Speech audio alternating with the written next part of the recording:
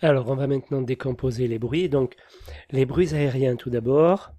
Deux grandeurs sont utilisées pour estimer la performance acoustique d'isolation aux bruits aériens en décibels. L'affaiblissement acoustique qui est mesuré en laboratoire avec un R, la lettre R, qui mesure la quantité de bruit arrêté par la paroi en ne prenant en compte que les transmissions directes à chaque fréquence F en Hertz. La valeur globale de l'indice d'affaiblissement acoustique est donnée par l'indice RW plus C ou RW plus CTR s'il s'agit de bruit aérien extérieur. Plus RW est grand, plus la paroi isole. C'est de l'affaiblissement acoustique. L'isolement acoustique mesure sur chantier.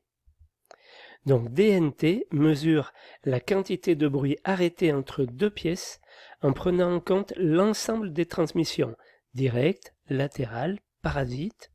L'isolement DNT varie en fonction de la fréquence F en Hertz. La valeur globale de l'isolement acoustique est donnée par l'indice DNT, W plus C ou DNT, W plus CTR. Alors, je reviens sur les transmissions directes, latérales ou parasites. Direct, c'est à travers la paroi elle-même, à travers une cloison, à travers un mur. Latéral, c'est par rapport à la structure. Le bruit se déplace du bas, enfin du rez-de-chaussée jusqu'au dernier étage par les murs périphériques, mais par tous les murs qui vont par la structure. En fait, la structure conduit les bruits. Donc ça, ce seront les transmissions latérales. Et les transmissions parasites, par des trous, enfin par les prises, par des des éléments comme ça qui pourraient permettre au bruit de passer. Plus le DNTW est grand, plus l'isolement entre les deux locaux est efficace. Alors, après les bruits aériens, les bruits de choc, il est important de traiter les bruits de choc d'un local à un autre, bruit de pas sur un plancher ou d'un objet qui tombe au sol, autre source d'inconfort dans une pièce. La transmission directe par le plancher se révèle souvent la plus importante. Toutefois, le son peut également se transmettre par toutes les parois du bâtiment, selon leur nature et leur jonction. La valeur réglementaire contre le bruit de choc est le niveau de pression pondéré du bruit de choc normalisé L'Nt,W en décibels. Donc un niveau de pression pour du bruit. Ok ? La mesure est réalisée sur chantier avec une machine à choc normalisée. Plus le niveau de pression L est faible, et moins le bruit sera perçu dans la pièce voisine.